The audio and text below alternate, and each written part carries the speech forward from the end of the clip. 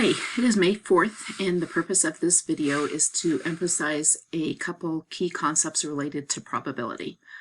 So our learning target for today is to describe the likelihood of an event and to find the probability.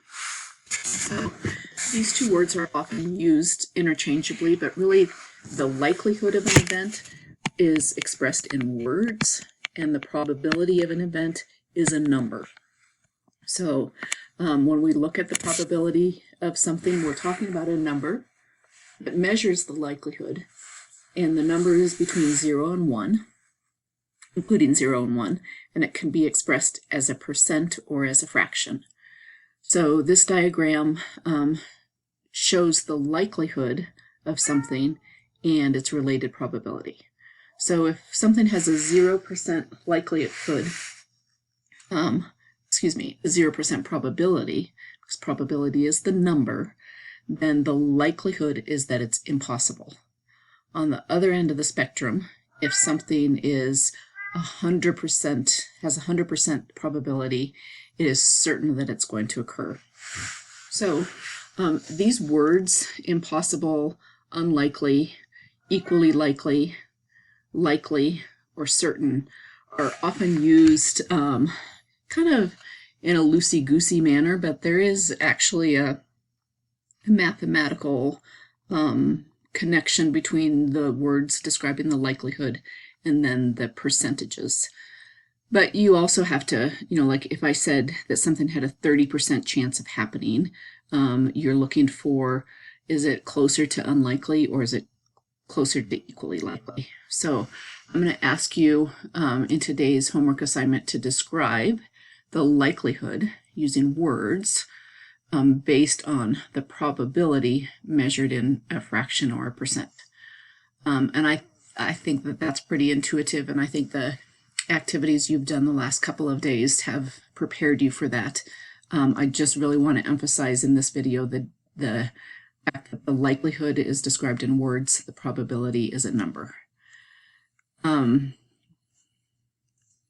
From your background knowledge with probability and the work that you've done on Thursday and Friday of last week, you have a pretty good sense by now that probability is the number of what we call the favorable outcomes compared to the number of possible outcomes. So again, that can be expressed as a fraction. It really can be expressed as a decimal as well, but you usually see it as a fraction or as a percent. With that in mind, we often use proportions with probability to find the number of expected favorable outcomes. So an example of that is if I told you that the probability of sunshine in Colorado is 90%. I'm not positive that number is exactly accurate, but I think it's pretty close to that. If I told you that that was the number that represented the probability, and then I asked you how many sunny days could we expect, you can use proportions, or also that there's going to be other ways to do this as well, but we usually use a proportion to determine then how many sunny days we could expect in a year or in a decade or in a century. So in this case, we're going to use just a year, so I'm going to set it up as a proportion with 90 over 100 being the 90%. And then I'm looking for how many sunny days out of 365. So as soon as I set that up as a proportion, then I have multiple ways of solving it.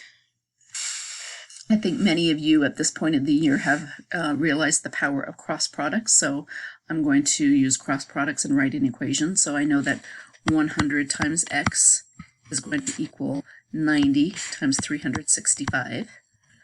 And then I can solve that as an equation. So 90 times 365 equals 32,850. And that's going to equal 100x. And then I'm going to divide both sides by 100. And I find that x equals 328.5.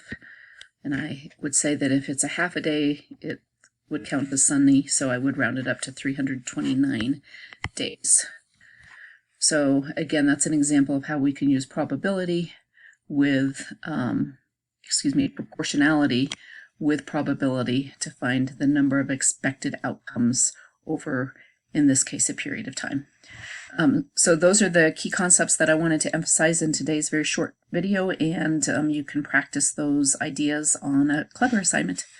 See you tomorrow.